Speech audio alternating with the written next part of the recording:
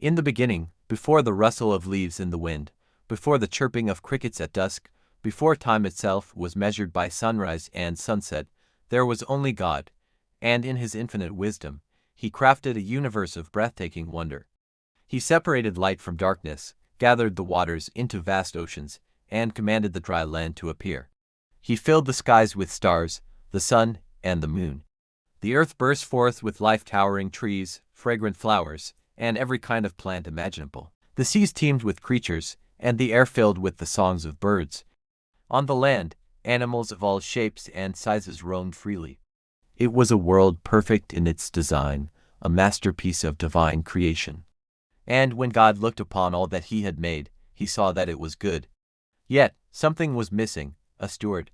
A being created in his very own image, to care for this paradise and to walk with him in the cool of the day.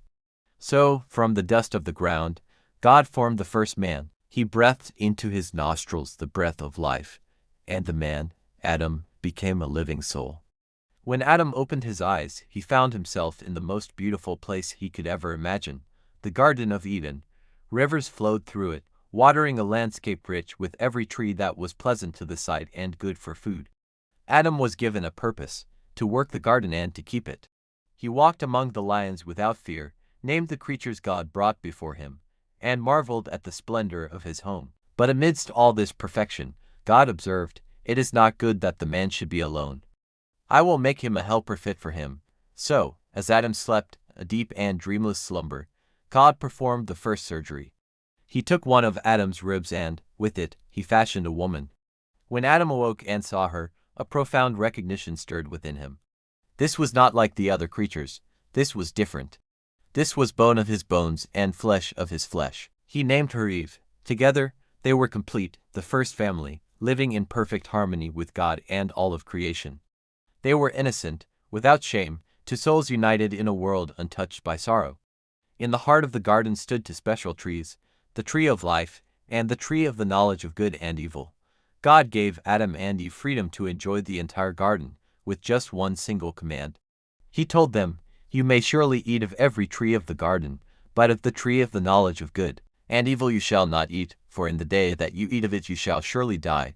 It was a simple test of trust and obedience, a boundary set not to restrict them, but to protect their innocence and their relationship with him. For a time, they lived in this blissful state, their days filled with joy, discovery, and communion with their Creator. The garden was their home, and their love for each other and for God was all they knew. But an ancient shadow lurked in paradise. A serpent, more crafty than any other beast of the field, watched them. This wasn't just an animal. It was a vessel for a fallen angel, a deceiver who envied the human's relationship with God. One day, it approached Eve when she was alone near the forbidden tree. The serpent's voice was smooth, questioning, planting a tiny seed of doubt. Did God really say, "You shall not eat of any tree in the garden"? It hissed. Eve, initially confident, corrected the serpent. "We may eat of the fruit of the trees in the garden," she replied, "but God said, 'You shall not eat of the fruit of the tree that is in the midst of the garden, neither shall you touch it lest you die.'" The serpent saw its opening. It directly contradicted God's word, weaving a web of lies designed to appeal to her desires. "You will not surely die," it promised. "For God knows that when you eat of it your eyes will be opened, and you will be like God, knowing good and evil." The temptation was powerful, the fruit looked delicious, a delight to the eyes. And the promise of hidden knowledge, of being like God, it was irresistible. The seed of doubt had blossomed into desire. Forgetting God's loving warning, Eve reached out, took the fruit, and ate. Her world did not immediately crumble, but something inside had shifted. She then went to her husband, Adam, who was with her, and gave him some of the fruit. He knew the command. He had heard it from God directly. Yet, faced with the choice between his wife and his God, he chose to follow her. He ate, and in that moment, everything changed. It wasn't a thunderclap or an earthquake that marked the fall, but a quiet, chilling realization. Their eyes were opened, just as the serpent had promised. But what they saw was not divine wisdom. They saw their own nakedness. For the first time, they felt shame, guilt, and a profound sense of vulnerability. The pure innocence they had known was gone, replaced by a knowing fear. They scrambled to cover themselves, stitching fig leaves together into makeshift coverings, a futile attempt to hide their newfound brokenness from each other, and from themselves. Later that day, they heard a familiar sound, the voice of God walking in the garden in the cool of the day. But this time, the sound that once brought them joy now filled them with terror. They ran. They hid themselves among the trees, trying to disappear from the presence of the one who had given them life. But you cannot hide from the Creator. Adam, God called out, "Where are you?" It wasn't a question of location. God knew exactly where he was. It was a question of the heart, an invitation to confess. Adam's voice trembled as he answered from the shadows. "I heard your voice in the garden, and I was afraid, because I was naked, and I hid myself." God's next question cut straight to the heart of the matter. "Who told you that you were naked?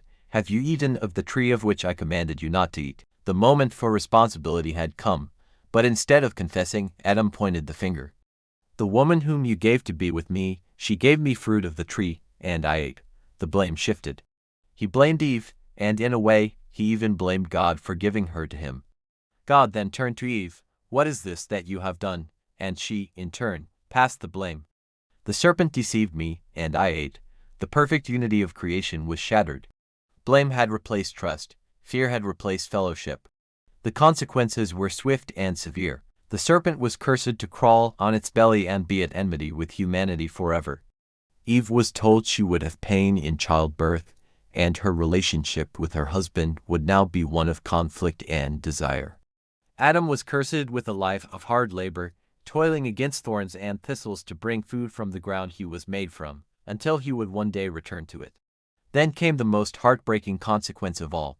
They could no longer live in paradise. To protect them from eating from the tree of life in their fallen state and living eternally separated from him, God sent them out of the Garden of Eden. He placed mighty cherubim and a flaming sword flashing back and forth to guard the way to the tree of life. As Adam and Eve looked back one last time at the home they had lost, tears streaming down their faces, they stepped into a new world. A world of struggle, pain, and eventual death.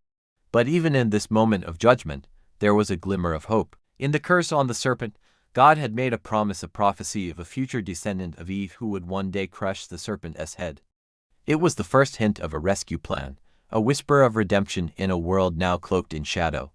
The story of Adam and Eve is not just the story of how sin entered the world.